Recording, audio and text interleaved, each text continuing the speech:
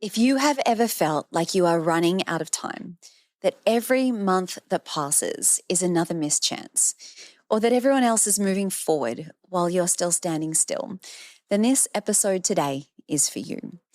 We're going to be talking about the energy of scarcity, that quiet and persistent panic that stays there and says, there isn't enough time. There isn't enough hope or possibility left for me. We're going to unpack where that comes from, how it shows up on your fertility journey, and how to shift into a place of trust, surrender, and abundance, even before you get that positive pregnancy test. Because you are not behind, and today I want to show you why. Welcome to your journey to fertility. This is the podcast that blends science with spirit to give you all the tools you need as you navigate your fertility journey. I'm your host, Jennifer Edmonds, and for the last 15 years, I've been helping women on their journeys to motherhood and beyond. I believe that combining the latest scientific research along with the best energetic and mindset practices will help you to avoid putting your life on hold and bring you closer to your baby.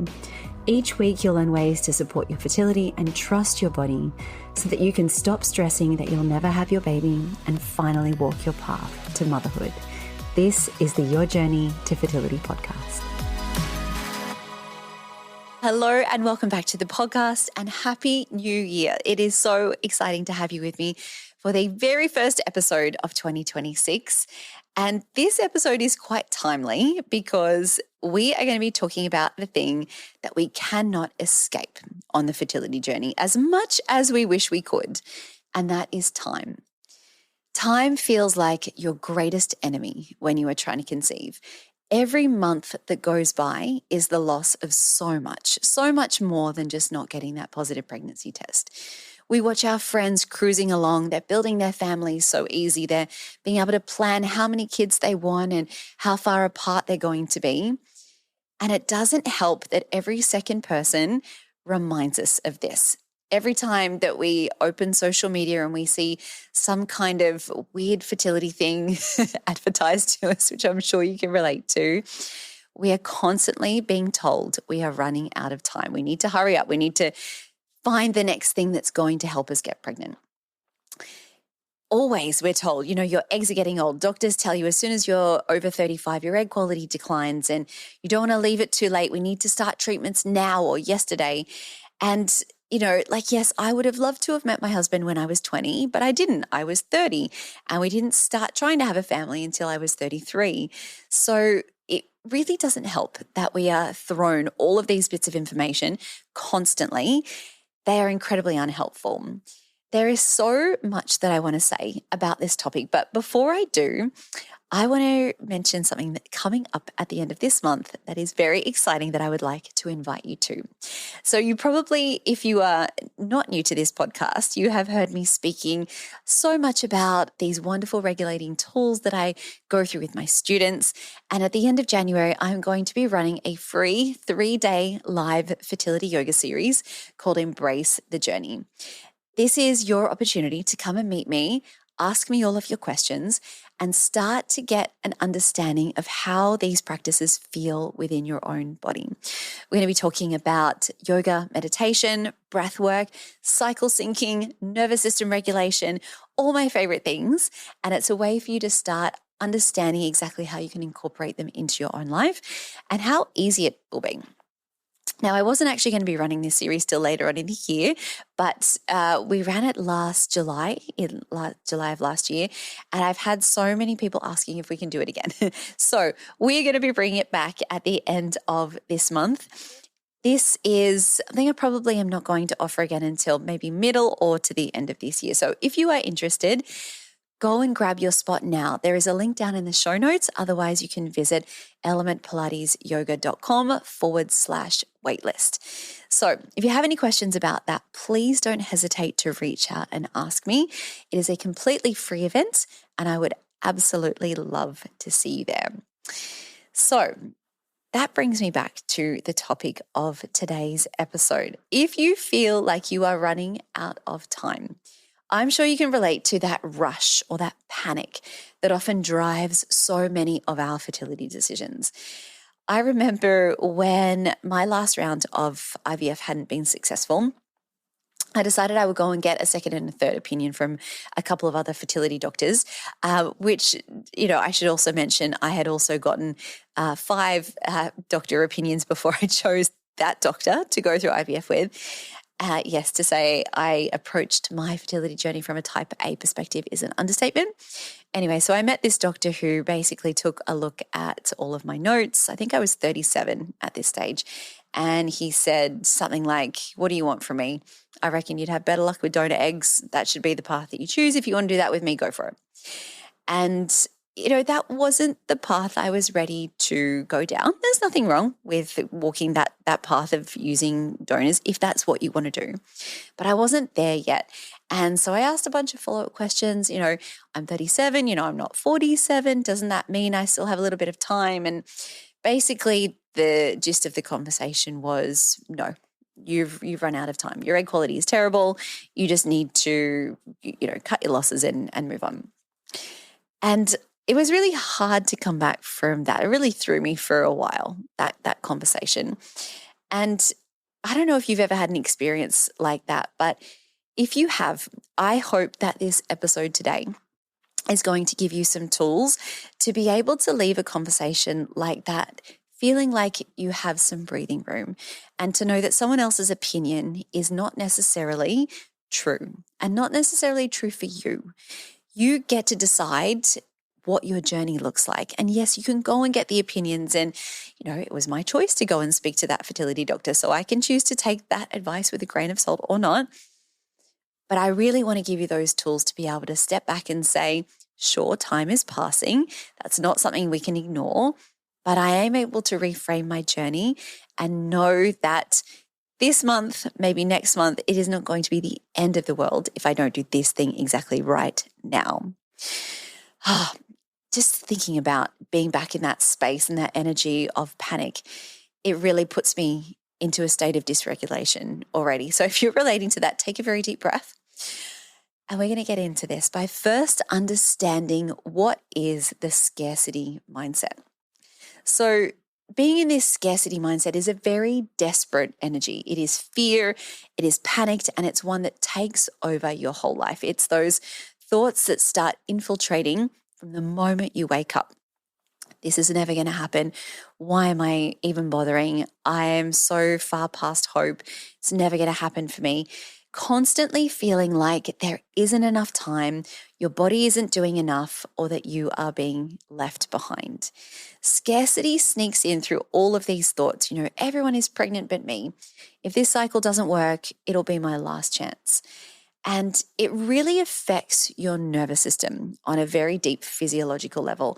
It keeps you in fight or flight, and it disrupts your hormones. It disrupts so much of those, beautiful chemical balances that the body needs in order to stay regulated and in order for your reproductive hormones to be able to come into balance.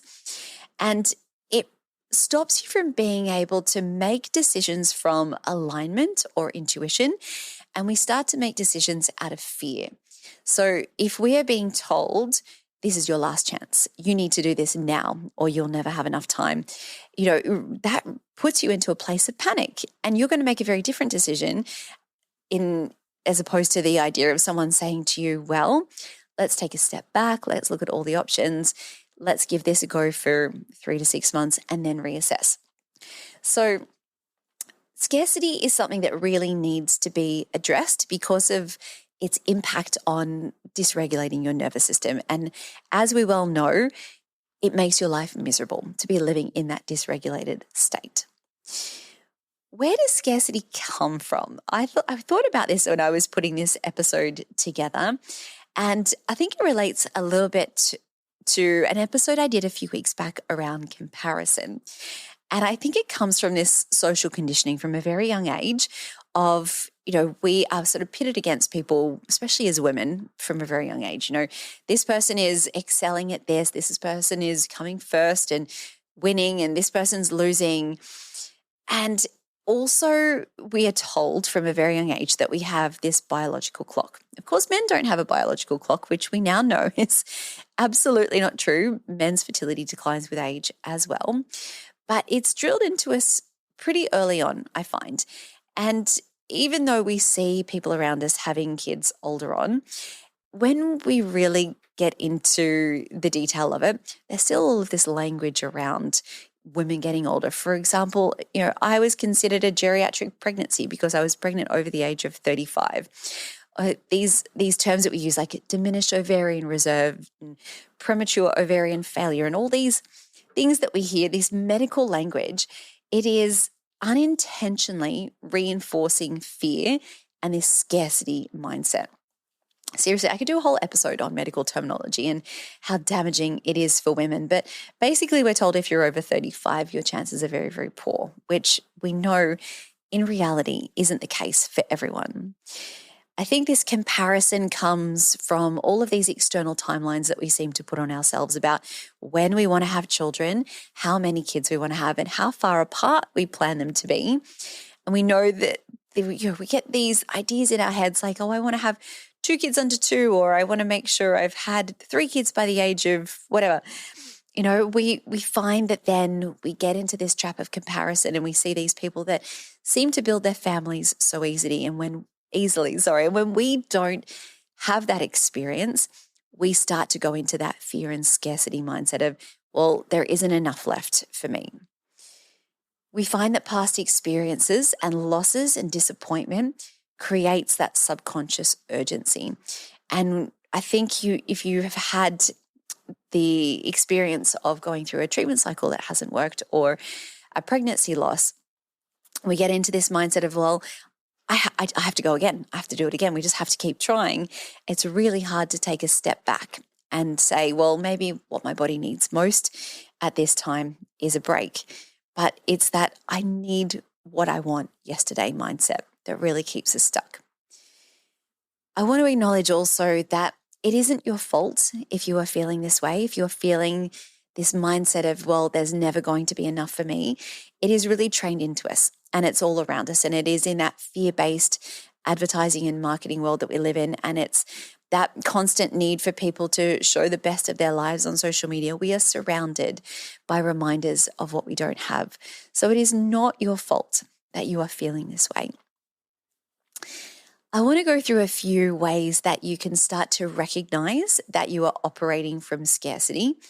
So some of the things that came up for me were this rabbit hole of over-researching, over-analyzing every symptom, going through endless Google searches and finding people who had a similar diagnosis or similar symptoms to you, and they had a good outcome. And I felt this at this day of this month. Did that mean you were pregnant? Because will that mean that I'm pregnant? If you are really spending a lot of your time going through these dark cycles of endless information searching, that is a sign you are operating from scarcity. Feeling tense or desperate before every pregnancy test or ovulation test or every treatment cycle. And I know that there are going to be varying degrees of this, of course, but just that feeling of desperation, like this has to be the one, this has to work, with not being able to accept that there's a different outcome, that is a sign that you are operating from that scarcity place as well. I think when you're constantly seeking reassurance from external resources rather than asking for reassurance within yourself, that is a huge sign that we're operating from this place as well. And feeling really overwhelmingly triggered by other people's situations. So whether it is other pregnancy announcements or little things that come up, I find that is just a huge sign of chronic dysregulation in your life. And if you're unsure about where this is showing up exactly for you, I have a couple of reflective questions or journaling prompts that you can ask yourself. Think about where in your life you're trying to force something rather than allowing it, and where in your life do you feel like you're grasping rather than trusting. And it's hard to ask yourself these questions, isn't it? Because we want to be doing all the right things. We want to be reassured that we have taken every step possible this month to do as much as we can to support our own fertility. But there is a fine line and a very gentle balance between I am going to do everything perfectly because it is the only way I'm going to get pregnant, and I am going to take steps to look after myself and my body in that hope and possibility that's going to support me if I do fall pregnant this month. It is a hard balance to find, and one that I really hope by listening to this podcast, I am able to help you with. So how do we shift then from scarcity into this energy of abundance? So once you're able to recognize that you are in this place, again, it's always coming back to that awareness piece. That's what we want first. Being able to shift into abundance feels so good. Abundance is the opposite of scarcity. It's expansive. It feels easy. It's feeling like you have all of the time in the world. Now, we don't want to be operating from that place of scarcity because it means, like I said, you are constantly in a place of dysregulation. And whilst, that isn't great for your sleep or your hormones or your love life, all of those things, but really being in that place of dysregulation day in, day out is just miserable. It's an awful place to be. And if you have been there, it is never something that you would wish on your worst enemy. So if nothing else, that is a reason to start incorporating some of these mindset practices into your life. So when we can notice that we're in this scarcity mindset of it's never going to happen, things are never going to work out, we're going into fear, we need to ground into the present moment. That is always the way for us. It's like the gateway. How do we go from one to the other? So simple breath and body awareness practices are what are going to help you the most in the moment. Finding your daily practices to really help you build up all of these things that keep you grounded and keep you regulated as often as possible. So when you are consciously and intentionally bringing awareness to times within your day that you know you're going to feel good and grounded, it just leaves less opportunity for your body to get into that state of dysregulation. And if you're not sure how to get into these little daily practices or what you need, come and join me at the end of this month when I go through 3 days worth of amazing practices. And you can pick and choose from all of these what might work best for you. In the moment, can you reframe your thoughts? So when you are able to start catching your thoughts in the moment, when you notice that negative self-talk and you're going down that endless negative thought spiral loop that's going on, can we start to say, it's not happening yet? That word yet is so incredibly powerful. Once we're able to recognize those thoughts and say, it isn't happening yet, but it is unfolding in my own perfect timeline. That is a very powerful way to start switching out of that energy and into abundance. Instead of saying, I'm running out of time, saying, I'm running on my own timeline. Reconnecting to trust, I think when you can go into memories or reminders or just something that helps you build up that trust, whether it is reminders from others, listening to this podcast, I'm going to be sharing this month a few different journeys and conversations with students that I've worked with over the last few months and few years that help to show you what is possible. Your brain loves reminders of what it wants and what it knows can be possible. It then makes it easier to believe that it can happen for you as well. So celebrate small wins, things that have happened within your body, things that have started to shift. Where have you been feeling better? Where have you healed some of these triggers and emotions that have been coming up for you? Every moment of joy, every act of self-care that you show yourself is evidence of expansion. It is evidence of healing, and they are all little steps of moving into abundance. I also really want you to remember that, you can choose to believe in this if you want to or not, but remember your baby has their own timeline. They're ready to come into this world when they are ready. And sometimes it's helpful to remind that. So I always like to remind myself that I'm not behind. I'm preparing. I'm just getting ready for the day it happens. So as we start to close up this episode, I want you to reflect a little bit in your own journey and just ask yourself, where can I soften a little bit today? Where can I let go of that sense of urgency and choose trust? What is one thing that I can hand to the universe today and say, do you know what? I'm going to take this off my worry list and I'm going to give it to you. You can worry about it for me. Maybe you'll come back to it tomorrow. Maybe you want to give the universe something else to take off your plate tomorrow. But just start to ask yourself, what is one little thing that I can let go of just for today? I always want you to remind yourself of this idea of coming back into that present moment and saying, I am safe, I trust my body, and I know that I am exactly where I am meant to be. That was sort of a mantra I used to remind myself of when I was taking a walk or finishing a meditation practice. It's really, really grounding.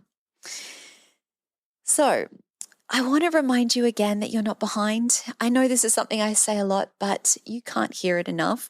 You are following your own timeline and your own story.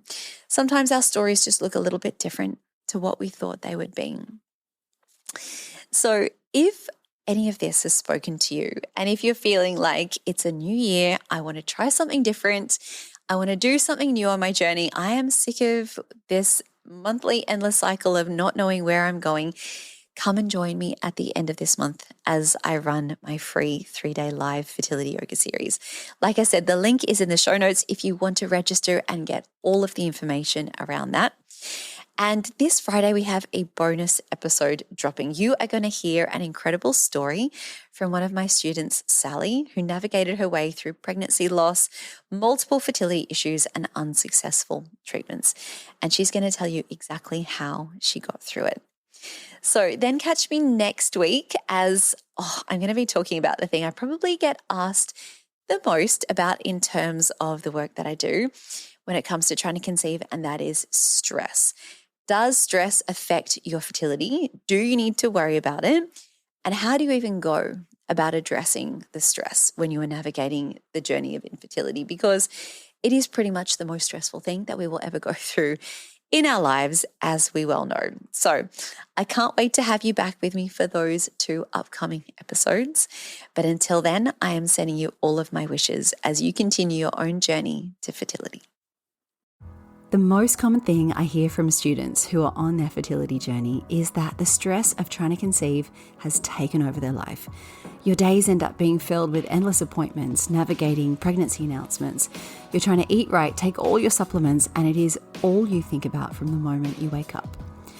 I designed the Element Fertility Yoga course to support your body, your mind, and your mental health in 3 important ways: to synchronize your hormones, increase circulation and blood flow, and to help regulate your nervous system. But on top of this, the greatest gift that you can give yourself throughout this journey is a sense of peace, to help you calm your mind and just make this process feel easier. Every single one of my students tell me that this is the first thing they notice after starting a yoga, meditation, and breathwork practice. But on top of this, you have the amazing benefit of actually supporting and increasing your fertility. Studies have shown that those participating in mind-body programs as they're trying to conceive have success rates 3 times greater than those who don't. The course I've designed walks you through natural conception as well as fertility treatments and IVF cycles. And the best part is you can work through it at your own pace in the comfort of your home. The practices start from just 10 minutes per day. To learn more, visit elementpilatesyoga.com or see the link in the show notes.